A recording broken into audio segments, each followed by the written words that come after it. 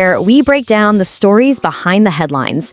And today, oh man, we're diving into a rivalry game that had everything. A complete disaster of a start, a brilliant comeback, and an absolutely heartbreaking finish for the Purdue Boilermakers.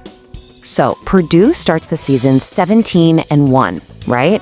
They look unstoppable. And then, this number becomes their whole story for the week. 3 straight losses.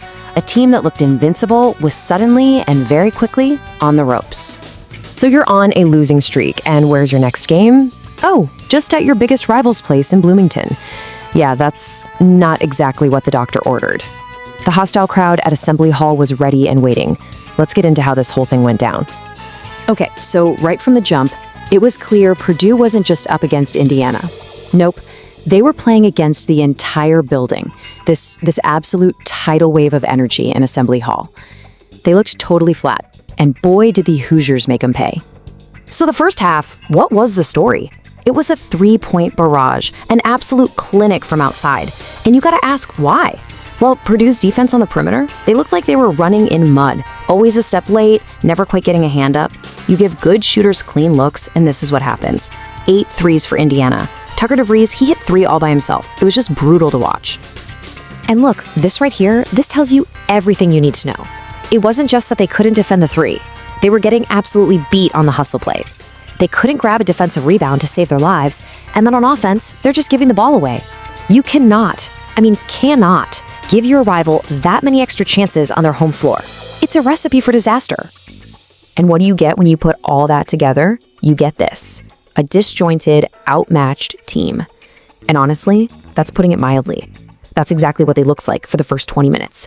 It was like they got punched in the mouth and just didn't know how to respond. So you go into the locker room down 40-29. It feels like the game is over. IU is cruising to a huge win, and Purdue staring down the barrel of another loss. That painful losing streak just getting longer. I mean, the mood in that locker room had to be at rock bottom. But then, coming out of halftime, things are still looking pretty grim. And Coach Painter knows he's got to do something, and do it now. So he goes back to something he knows works. Let's see exactly what that brilliant shift was. Okay, so here's the master plan in 3 simple steps. First, you move your big man Kaufman-Renn to the center spot, the 5.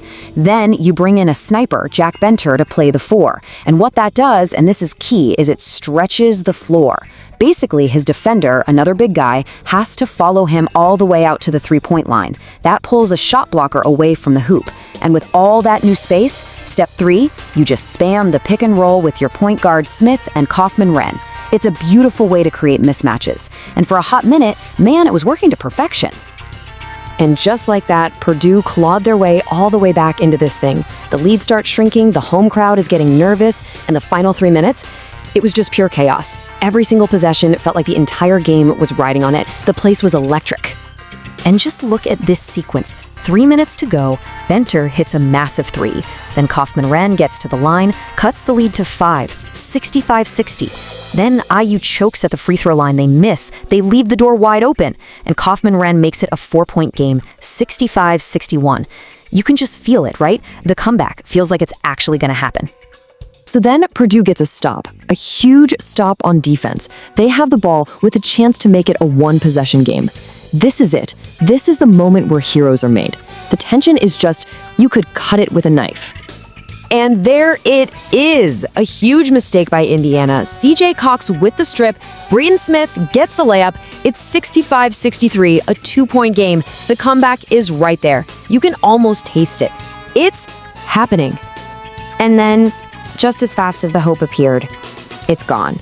A total defensive breakdown for Purdue. A miscommunication, who knows what happened. And Indiana's Conor Enright is standing all by himself, wide open. He drains it, back to a 5-point lead.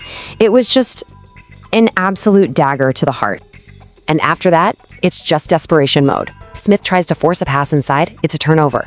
They get one last tiny bit of hope when IU misses a free throw, and a Kaufman-Renn layup makes it a 3-point game, 68-65, but it's too late. They have to play the foul game, and this time, Indiana makes their free throws and just puts the game away. And that's the ball game. A furious comeback falls just short in Bloomington. All that effort, all that second half fight, just to have it erased in a few critical moments at the end. Absolutely brutal. So where does that leave Purdue? You lose your third straight, and you have to ask, what's the big takeaway here? This game was a wild ride, a story of incredible resilience, but in the end, it was just heartbreak. It showed you how good this team can be, but it also shined a huge spotlight on the problems that got them in that hole to begin with. The big question now is, who on this team is going to step up and pull them out of this tailspin? Because you can bet the rest of the Big Ten is watching.